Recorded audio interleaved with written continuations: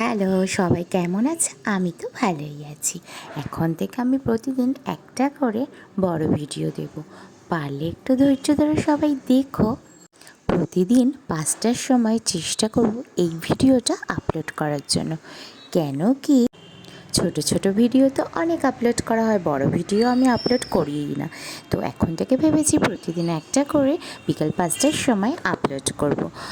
তো এখানে আমি সব রকম ভিডিওই আপলোড করব, যেমন ধরো রান্নার ভিডিও থাকবে, তো আমার দৈনন্দিন জীবনের প্রতিটা মুহূর্ত, এক কথায় পাঁচমেশালি খবর এখানেই আপলোড করা হবে।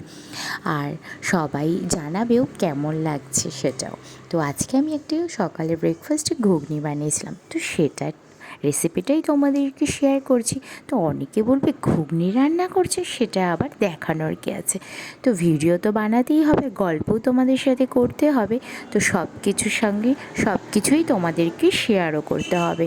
তো ঘুগনিটা অনেকে নিরামিষ পছন্দ করে, আমার বাড়িতে সবাই নিরামিষ খেতে খুব একটা পছন্দ করে না। তো সেই জন্য আমাকে একটু আমিষ মানে ধরো পেঁয়াজ রসুন দিয়েই করেছি। প্রথমে আলুটাকে একটু ডুমো ডুমো করে কেটে ভেজে নিয়েছি, আমি একটু লাল লাল করে ভাজাই পছন্দ করি। তো তারপরে একটু আদা রসুন পেঁয়াজটা বাটা দিয়েছি, পেঁয়াজ কুচি আর দিইনি। তারপর মটরটাও সেদ্ধ করে নিয়েছিলাম, খুব একটা সেদ্ধও করিনি আবার করি।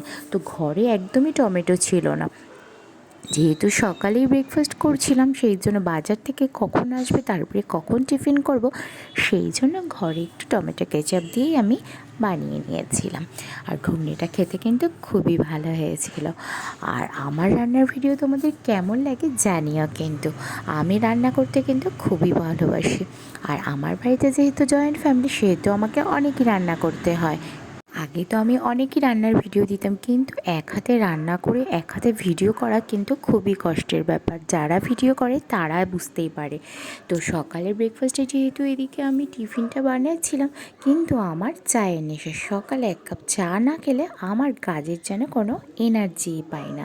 সেই জন্য এদিকে আমার মটরটা বসিয়ে দিয়ে, যেহেতু একটু টাইম লাগবে, সেই জন্য পাশের গ্যাসে আমি চাটাও বসিয়ে দিয়েছিলাম।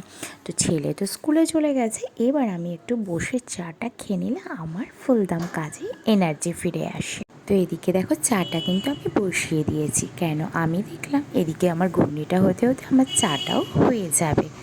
সকালের ব্রেকফাস্টে কিন্তু আমার চা আর বিস্কুট আর আমার কিছুই লাগে না, কিন্তু চাটা না খেলে আমার যেন দিনটা ভালোভাবে শুরুই করতে পারি না। তো এদিকে আমার ঘুগনিটা কিন্তু হয়ে গেছে। তোমাদের রেসিপিটা কেমন লাগলে একবার জানিও কিন্তু।